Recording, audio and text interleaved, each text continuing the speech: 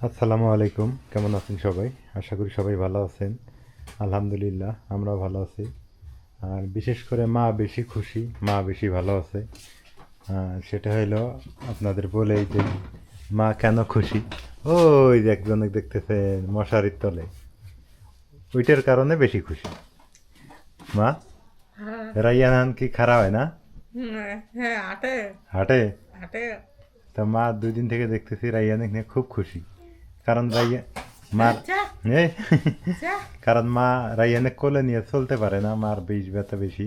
আর রাইয়ান হাঁটলে তখন মনে করেন যে রাইয়ানে নিয়ে নিয়ে দৌড় যেতে পারবে না।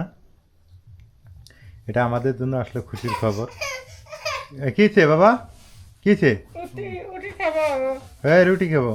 দাও দাও দাও দাও, ওই দেখো ওই যে জামানা। এ রুটি খাওয়ার ওস্তাদ। হ্যাঁ, ওই যে রুটি আছে।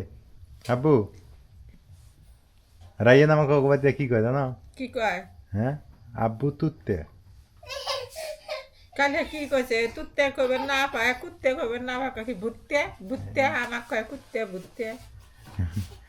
মাশাল্লাহ রাইয়ান এখন কথাও বলে। রাইয়ান এখন হাঁটে, টুকটাক করে হাঁটে না, 1 পা 2 পা হাঁটছে আজকে না? হ্যাঁ।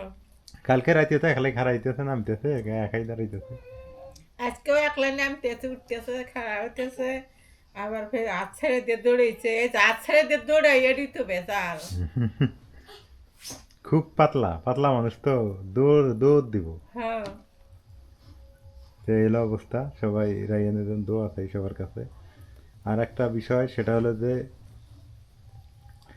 রাইয়ান একটু হাঁটাহাঁটি করলে মানে নাজমিনেরও একটু একটু রেহাই হয়, মাও একটু ওকে নিয়ে যাইতে পারে।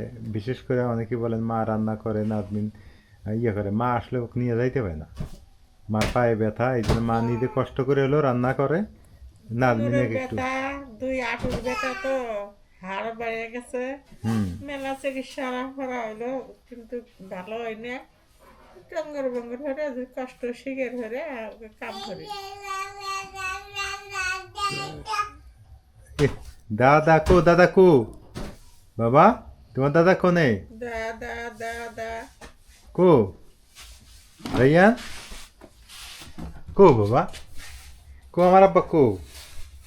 এই যে এই যে এই যে এই যে রাইয়ান, এই যে বেরোইছে। হ্যাঁ রাইয়ান, তুমি দুষ্ট হয়েছো, তুমি অনেক দুষ্ট হয়েছো। হ্যাঁ হ্যাঁ হ্যাঁ হ্যাঁ, তুমি দুষ্ট হয়ে গেছো। ওই যে বুঝছি বুঝছি বুঝছি।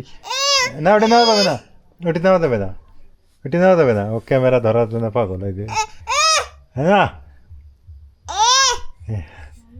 হ্যাঁ। তো রাতের বেলা এখন, এখন বাজে রাত 8টা 8:30টার মতো মনে হয়। এই যে এখন আমি খাই নাই, আমি খাবো।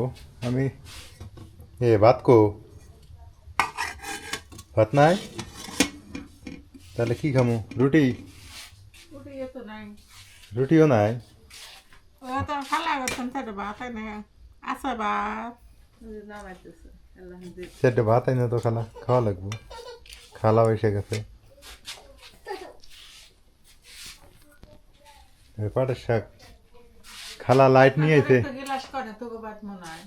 কিসের গিলাস? স্টিলের গিলাস না। খালা আঙ্গুর একটা হারাইছে। আর দুটো গিলাস আছে না, একটা হারাইছে আর একটা আছে।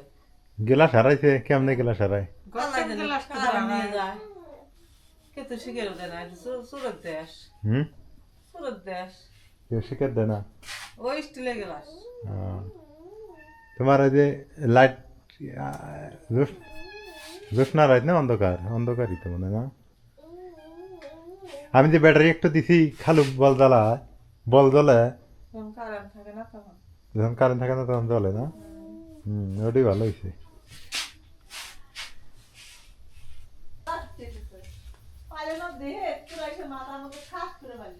রাইয়ান খুবই চালাক হয়ে গেছে এখন। ওই যে ওর মা মানে খালার সাথে দোকানে গেছে, দোকানে যায় আমার খালু খুঁজতেছে, দাদা দাদা, ওখানে পায় নাই। পরে খুব দুষ্ট, ভালো লাগে অবশ্য, ছোটো বাচ্চার দুষ্টিমি দেখলে ভালোই লাগে। লাকড়িগুলো এবার এইভাবে রাখা হয়েছে, এটা কেমন হয়েছে একটু জানাবেন।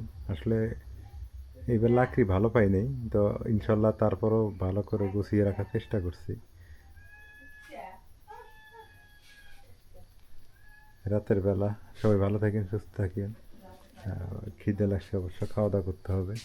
আজকে এ পর্যন্তই। আল্লাহ হাফেজ। 2 দিন থেকে একটু ব্যস্ত ছিলাম বেশি, যার কারণে ব্যস্ততার কারণে আপনাদের সাথে যুক্ত হতে পারিনি।